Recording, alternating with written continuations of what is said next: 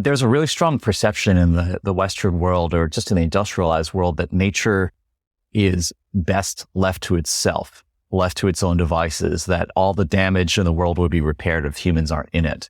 But actually what we see throughout the world is that native peoples have found ways to make nature more productive, not just for human purposes, but actually for other creatures. Welcome to the Mongabay Newscast. I'm your co-host, Mike DiGirolamo, bringing you weekly conversations with experts, authors, scientists, and activists working on the front lines of conservation, shining a light on some of the most pressing issues facing our planet, and holding people in power to account. This podcast is edited on Gadigal land. Today on the newscast, we bring you a special conversation with National Geographic photographer Kiliii Yuyan.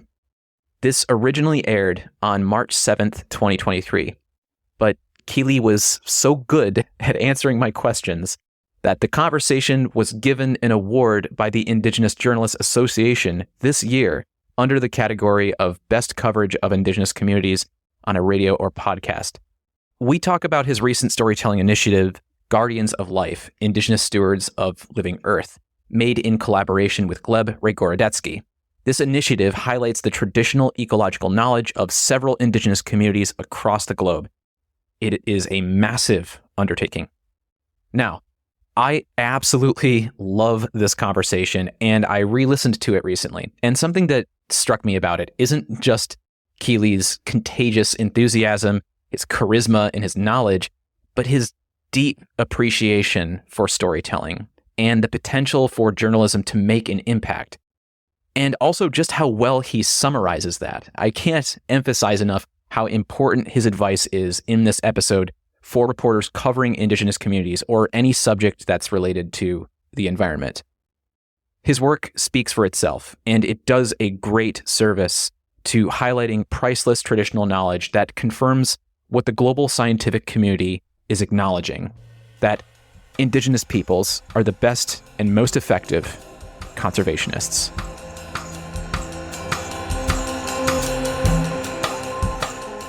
Hi, Kiliii. Welcome to the Mongabay Newscast. It's great to have you with us. Hi, Bacho Guapo. It's nice to be here. First, can you please tell us what the Guardians of Life is about? So Guardians of Life is a project right now that is funded by both National Geographic Society and the Amazon Climate Pledge. But the basic idea behind it is that, right now in the world, we all know the environment is in some trouble, and climate change is a big deal.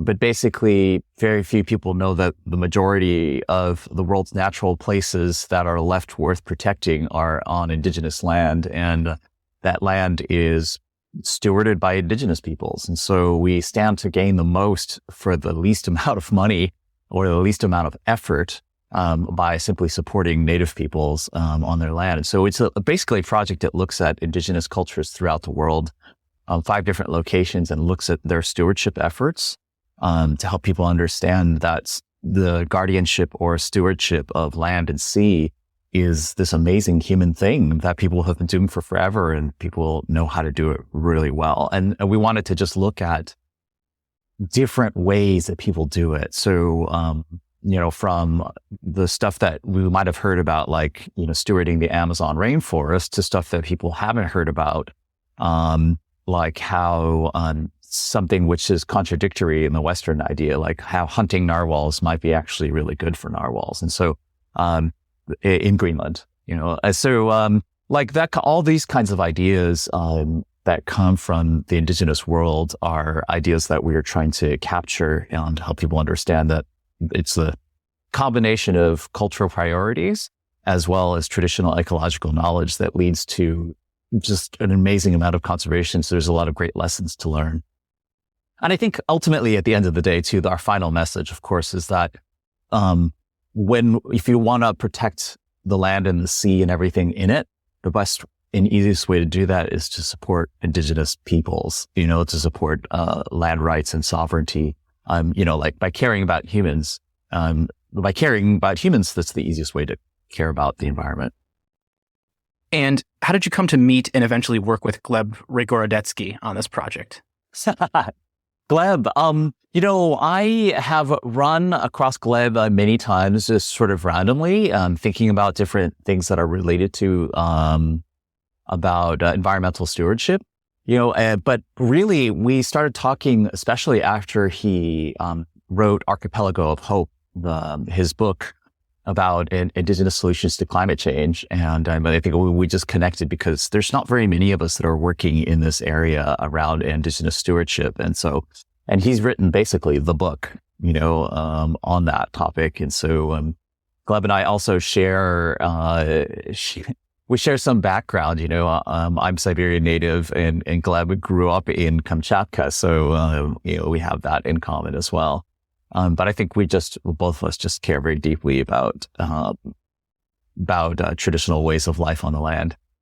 And so you kind of alluded to this a little bit earlier, but what sorts of stories are you and Gleb exploring with this campaign? And what's the big one that will be published in 2024? Can you share any details about that? Yeah. So the story is slated for National Geographic magazine. And it's a big story. Definitely a very big story. It's a minimum of 2 years of work. It'll probably be about 20 months of field work before the story comes out. So it gives you an idea of how deep some of these big National Geographic stories are. But yeah, we also are doing a book that's coming out for Braided River as well. And so the whole thing is just going to be a large campaign around it. And we are looking at a bunch of different locations. So it's North Greenland, northwestern Australia, and the tropical Australia, Palau, which is in Oceania near the Philippines. We're looking at the Altai Mountains of Mongolia, which is near the border of Russia and China, and then Ecuador in the Amazon portion of it. So yeah, 5 very different places with very different kinds of issues and problems, but also 5 different people. And all of these places pretty much are some of the most pristine places on Earth. And there's a really good reason for that. It's because they have these intact human communities living on them. That sounds really exciting. I'm looking forward to that. You have quite a storied resume in your time as a photographer so far, from camping in the Arctic with Inupiat whalers to, living in the wilderness with nothing but survival skills and your camera. And so I'm curious if when you started working on this project that you had a favorite memory or from a time from when working on those previous projects. Oh yeah, for sure. Gosh. Well, so much of it is so dear to me. And I have a lot of really cool wildlife stories. My favorite ones are always with the people. Like recently, I remember being in Palau, and I was running around photographing coconut crabs and this crazy coconut beetle that kills the coconut trees. And while this was going on, while I was making those photographs, and the community was kind of helping me out with that, I saw that the kids were playing on this island in this atoll in the middle of the Pacific. Is one of the most pristine reefs in the world, in this coral atoll. And we're in this tiny little island with a population of 40 people, and the kids are playing in the water. And I look over and I see them splashing around, and there's an outrigger canoe that the community fishes with. And they're all just sitting on top of the canoe or splashing around with scuba masks and chasing after the fish and just messing around. And I just thought just the most beautiful human interaction with each other and with the land and the sea. It was just everything about it was just this is the way that humans are meant to live, And so I just abandoned the coconut grubs, which weren't that attractive anyway.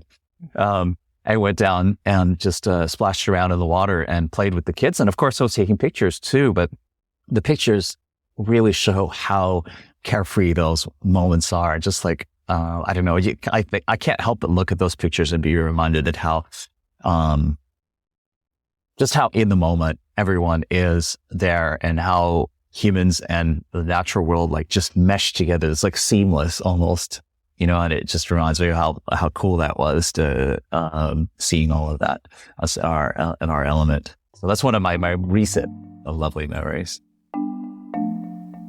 Hi, this is Rhett Butler, the founder and CEO of Mongabay. Please join me for a special in-person event with Jane Goodall to celebrate her 90th birthday and Mongabay's 25th birthday. The event will be hosted by the Commonwealth Club of California on September 16th, 2024 in San Francisco. You can also join virtually from anywhere. Find the link in the show notes for tickets and use the promo code C1PARTNER, one word, all letters uppercase, for $10 off. I hope you can join us for this exciting conversation with my friend Jane Goodall, one of the world's most iconic conservationists. I was curious if you had any reflections as someone with Indigenous ancestry yourself, from working on this project, if you had any reflections afterwards or during that you wanted to share with us. Oh yeah, for sure. Gosh, that's pretty much. I feel like this is all I think about sometimes, and especially because talking about it with people who are interested, like yourself, in podcasts and that kind of thing. You do think a lot about your own perspective, and why it is that people find it interesting. Like for me, I'm just who I am, and my perspective is all I have. It's I don't really know any different. But now that I've spoken about, I've met a lot of people and talked about it a lot. I've really started to understand that a lot of the way that Indigenous peoples view the world is very different, especially to the modern industrialized world, but most especially to the Western industrialized world. So being part Chinese too, there's a lot of things in the way that I grew up, and especially around Indigenous communities, that I see within Asian cultures that are really not that foreign either, even globalized, industrialized Asian cultures too. But I think from the indigenous perspective, one of the biggest takeaways is that it's easy to say and a little bit hard to understand, but it's very simple. People are not separate from nature.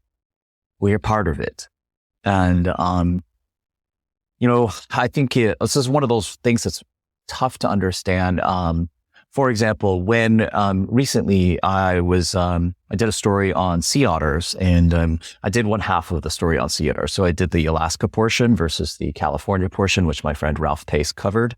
And in California, the story is that basically sea otters are on life support. They're not doing very well. They can't survive. Great white sharks figured out how to hunt them down there.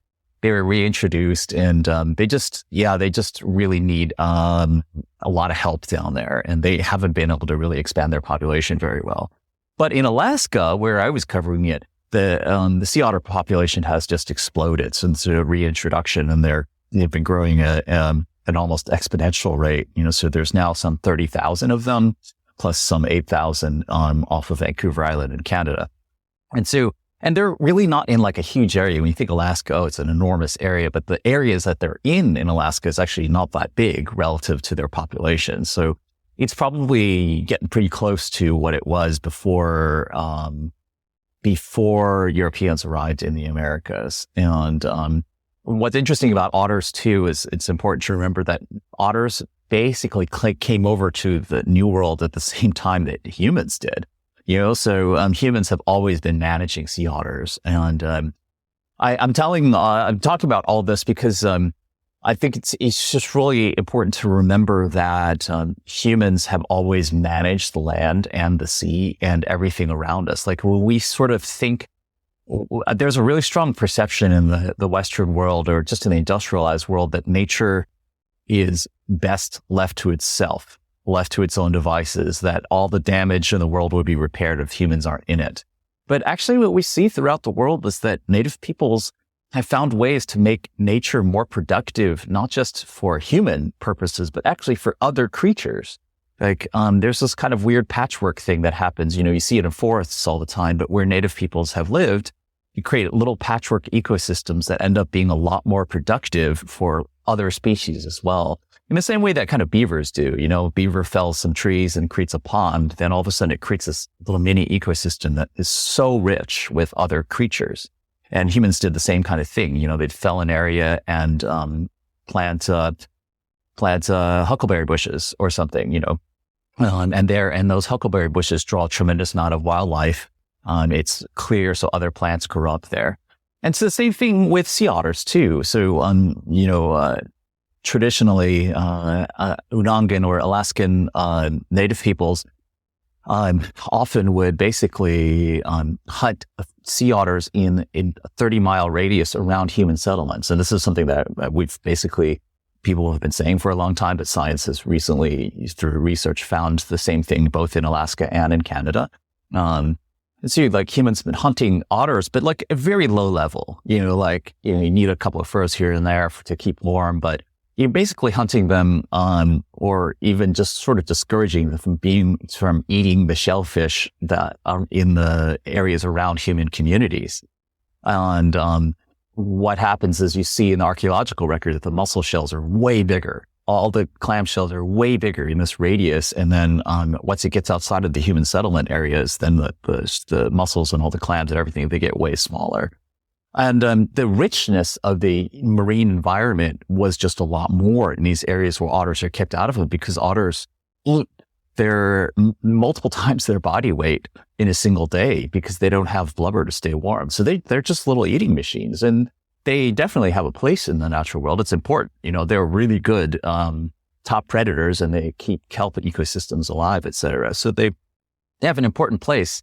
But I think it's it's an important indigenous perspective to remember that humans also have a place. By keeping otters away from the shellfish beds, which they depended on, they created ecosystems that were richer and better for other forms of life also, creating a sort of more varied ecosystem. It was a really, I guess not a surprise to me, but there's a lot of backlash over the idea that otters need to be managed. That the whole idea that otters should ever be not just left to their own devices, but what you actually see in nature, if otters are completely left untouched, what happens is they essentially eat an area out of shellfish, and they slowly start starving themselves to death, and they spread out to other areas. And the young ones will get kicked out first, and they just keep spreading. But they eventually get to the point where they starve themselves out so much that they actually completely abandon the areas. There's no shellfish left. And when they do that, it takes over a decade before the shellfish revive enough for them to actually come back into it. So it's interesting to see that people have this sort of, I guess Westerners particularly have this mistaken notion that nature is perfectly harmonious, like in a Disney movie. But it's not. Is a tumult and chaos, and things are always changing. And human beings have a role to play. Taking care of the natural world isn't just important from our own purposes, but it's good for the natural world itself too.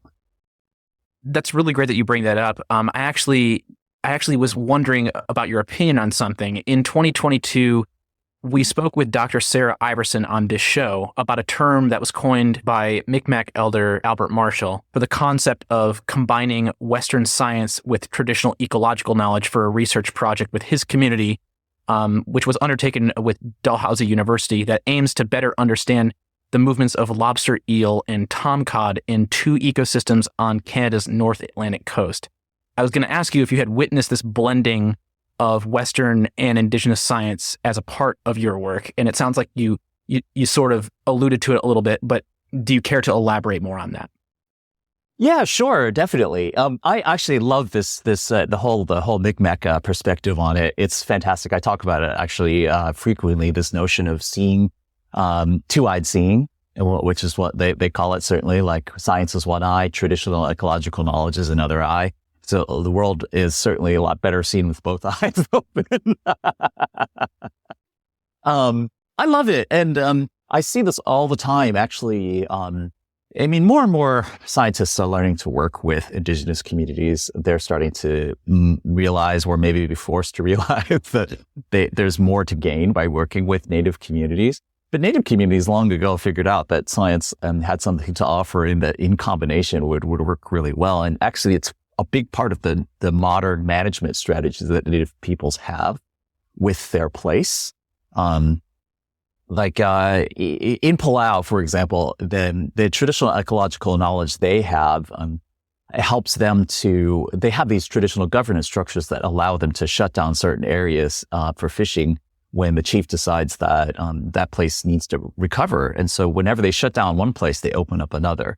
The reason it works is because the culture all agrees that it should be done that way. And it has been done that way for thousands of years. And so they know it and they believe it. It's in their blood, And that two-eyed seeing, the traditional ecological knowledge, comes from the fact that the chief basically is just hanging out, and then his cousin comes over and is like, "Hey, I was fishing today, and actually we haven't been seeing a whole lot of we haven't been catching very many grouper over in this area." And the chief will say, "Oh yeah, cool." The next time he goes out fishing, he'll swim around, and he goes spearfishing, and he'll see that there's not a lot of groupers there. And they know what to look for, right? It's a real different than when a scientist drops down and is armed to the teeth with gear and equipment, but just doesn't have a baseline for understanding what is going on. Here, the Palauans have been watching that particular spot, that one chunk of the coral reef, their entire lives. Every day are swimming and fishing in it, their entire lives. So they have this very holistic understanding of it, and know that during certain seasons, there's no groupers there, but that doesn't mean that the groupers are less. It just means that they're not there right now because that's not when they're supposed to be there. But they know other times there should be a lot. We don't see them. That's not good. But what the Palauans have also done is they're really big on the science too. For example, they commissioned a study about the value of sharks. And I think they kind of already knew a little bit that sharks were important, but they wanted to be able to, be able to say to their government and to international governments, sharks are important. And so they did the study, and what the study basically showed is that if you fished for a shark, it was worth a lot of money over a period of its lifetime, and all the money would make down the chain. Each shark was worth about $30,000, a reef shark. But the funny thing is that if you left it alive, then that reef shark, in terms of the tourism dollars that it would create and the fishing dollars from the healthiness of the reef, all these kinds of things that they were able to actually quantify. It sounds a little bit vague because I'm not the scientist who wrote the study, but essentially the sharks were worth over $1 million a piece, right? And this is, the Palauans knew that looking at it, quantifying it, would make this knowledge more powerful. And they themselves, already know that sharks are really incredibly important, but having done the work, done the science, then they can go back and say, hey, this confirms our traditional knowledge and understanding, and we can work with the traditional governance system that we have to actually make something out of it. Sure, we know that sharks are important and they're worth a lot of money, but in lots of other places, it would be oh, so what? What can we do about that? Let's make some regulations, but the regulations don't matter because the local people are going to poach those sharks anyway, but with the traditional knowledge, you have a system and a people who will voluntarily agree to be part of this system that takes care of their place because they realize it's important. So two-eyed seeing. It's great. I love it.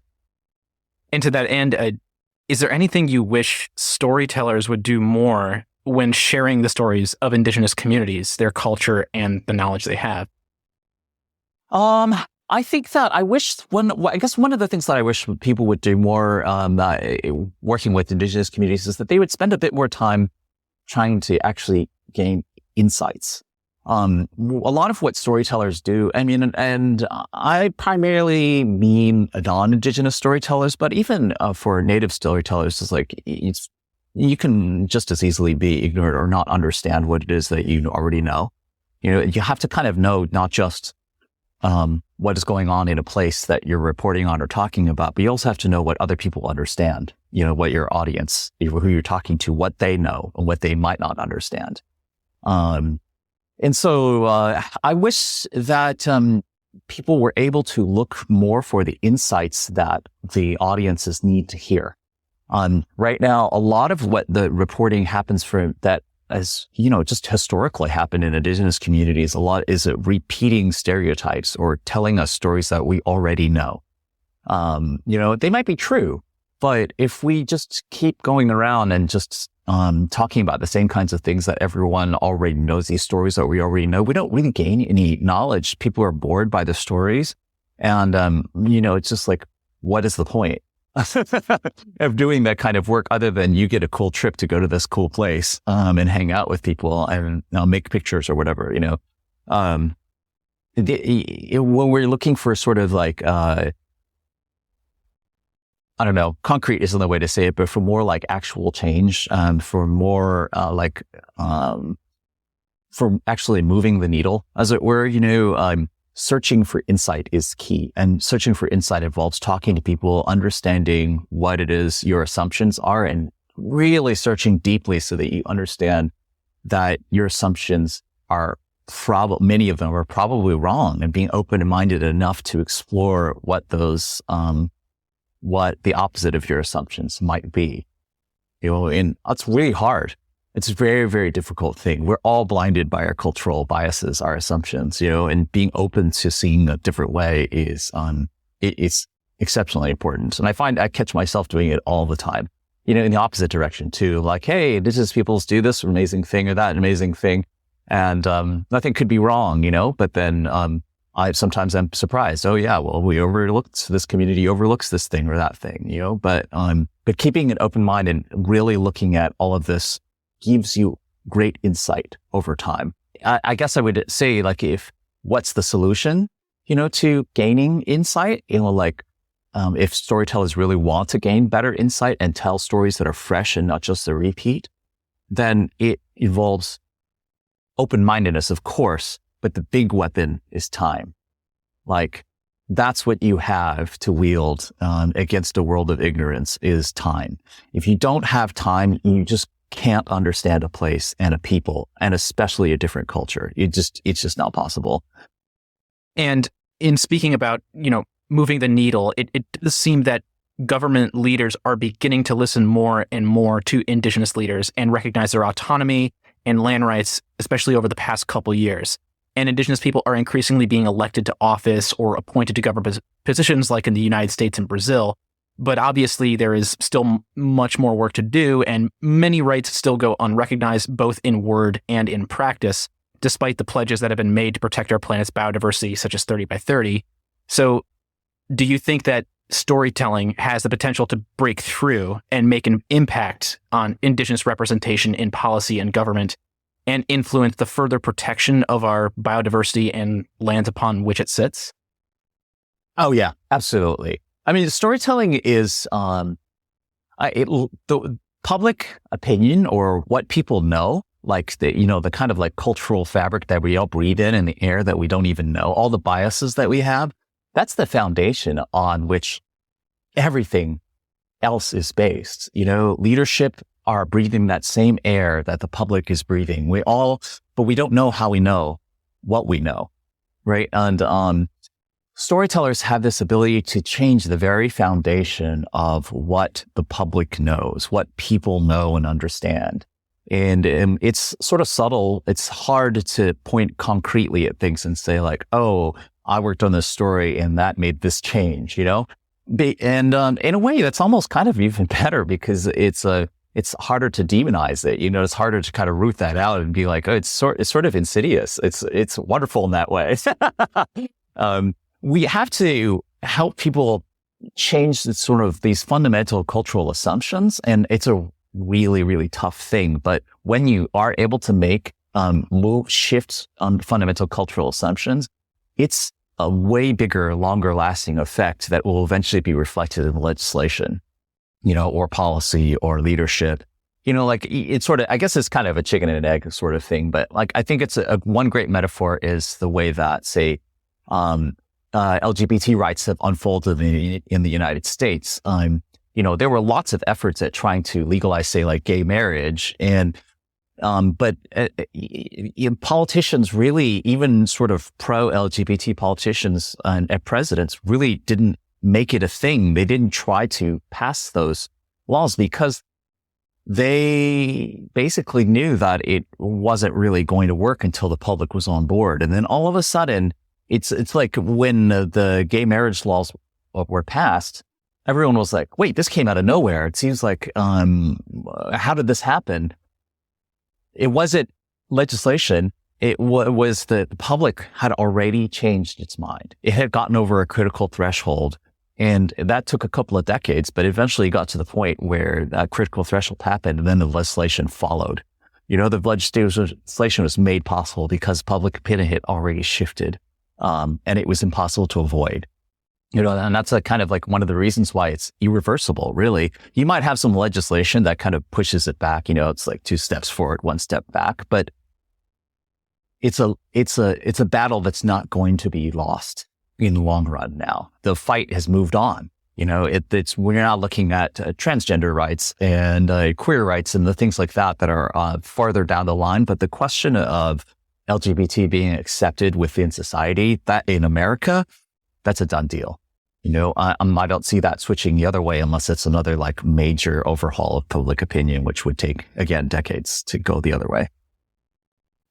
Going back to traditional techniques, you are a contemporary skin-on-frame kayak builder, carrying on traditional knowledge in shipbuilding. Can you talk about this, and what would you like people to know about it? Well, the first thing is I'm a boat builder rather than a shipbuilder. Small correction. Yeah. No, it's all good. It's all good. Okay. But I think it's also kind of funny because it's one of those things where it's just a semantic thing. And like when I'm in Greenland, Greenlanders will actually correct me when I say boat because for Greenlanders, a kayak is not a boat. It's a kayak. For them, a boat is an open vessel. And so it's very, very different. It's not a class that they don't, they're different class altogether. Very interesting. I don't know. I mean, I love making skin boats. They're a big part of my culture as well. And they're something that has been largely colonized out of us. When I began making them, I actually didn't even know that Nanais built skin boats. And I was building them and then realized that our boats are originally birch bark skinned. And then what I learned over time is that actually that technology went further north to the Arctic and spread, but it actually came back down to us as we realized birch bark is actually not that easy to come by, the big trees that you can skin a canoe with, skin a kayak with. And it's a lot of work and they're not as durable. And so we learned that technology came back down to us in terms of being able to use seal skin. And so we began to use seal skin to skin our kayaks as well. So pretty cool. I love the sort of spread of knowledge and sharing of culture that happened. But with skin boats, it's been an amazing thing in my life. It's been a huge way for me to connect. Even as I've worked in Alaska with Indigenous peoples, the very first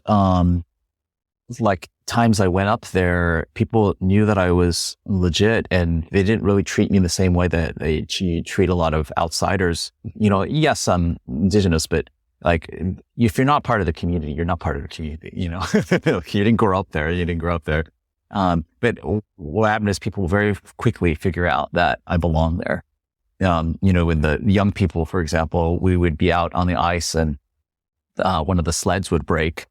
That's nailed together, the young people would be tasked with fixing it and they wouldn't have any nails, they wouldn't have any hammers. And then you're like, how do we fix this thing? And I could pull them aside and say, hey, we've got some cord. Let's do this the old way. And so you had to lash it together, and that's all technology from skin boat building.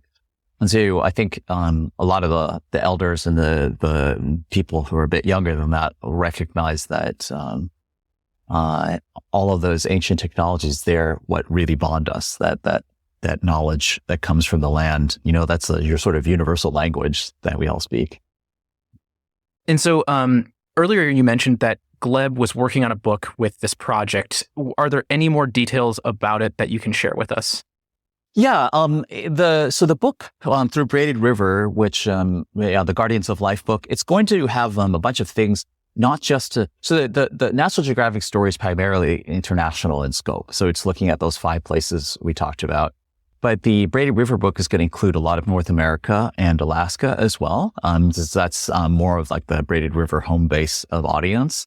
But it'll include stories that I worked with these different communities for our Turtle Island sovereignty story.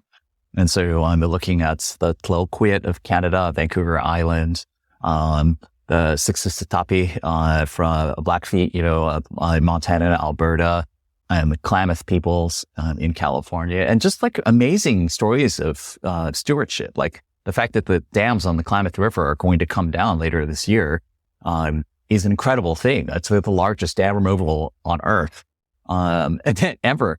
And it's just an incredible thing to see that that's happening because of 30 years of pushing from Indigenous peoples, and because of sovereignty. So it'll include all that kind of stuff.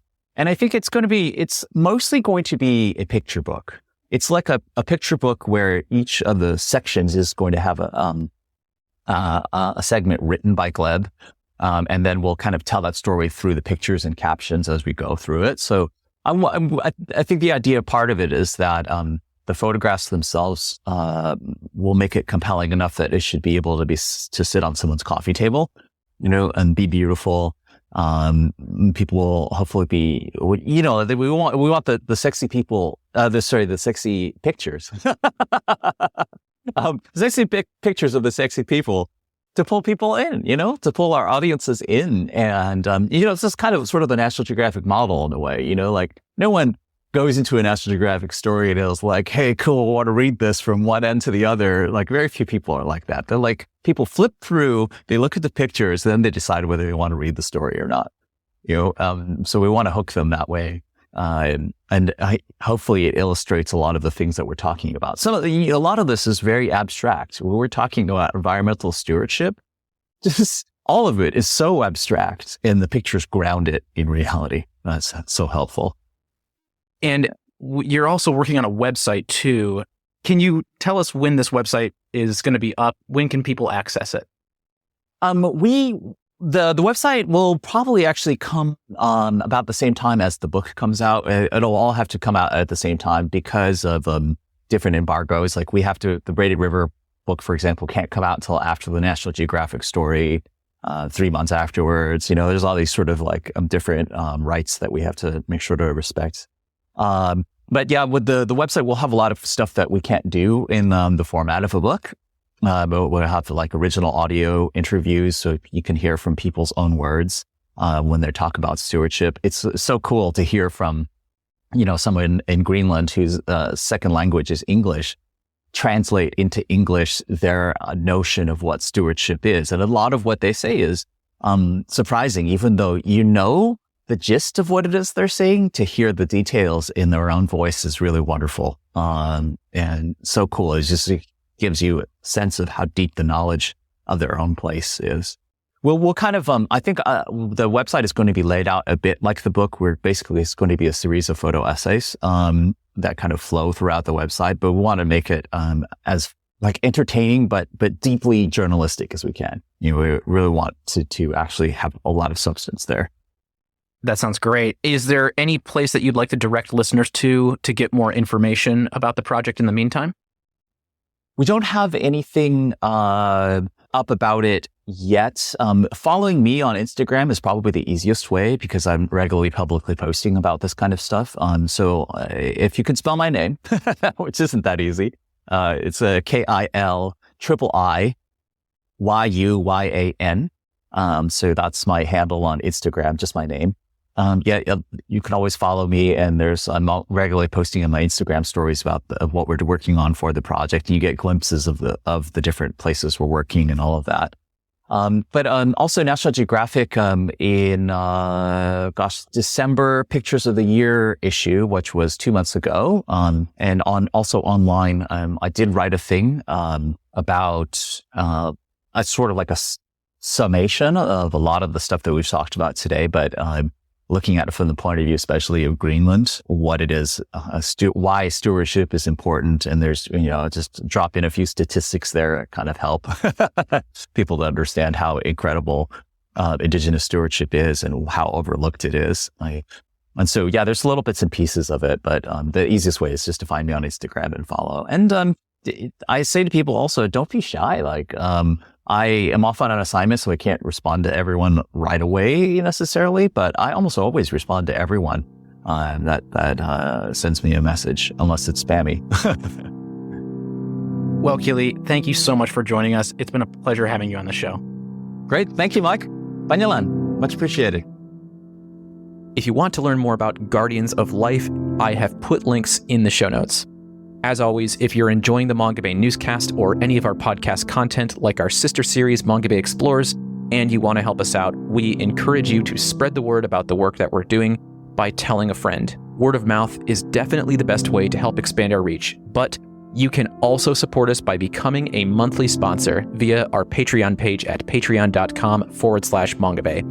Mongabay is a nonprofit news outlet, so even just $1 per month makes a big difference and it helps us offset production costs. So if you're a fan of our audio reports from Nature's Frontline, head to patreon.com/Mongabay to learn more and support the Mongabay Newscast and all of our podcast content. You and your friends can join the listeners who have downloaded the Mongabay Newscast well over 500,000 times by subscribing to this podcast wherever you get your podcasts from, or you can download our app for Apple and Android devices. Just search either app store for the Mongabay Newscast app to gain fingertip access to new shows and all of our previous episodes. But you can also read our news and inspiration from Nature's Frontline at mongabay.com, or you can follow us on social media. Find Mongabay via our accounts on LinkedIn at Mongabay News, or on Instagram, Threads, Blue Sky, Mastodon, Facebook, and TikTok, where our handle is at Mongabay, or on YouTube at Mongabay TV. Thank you, as always, for listening.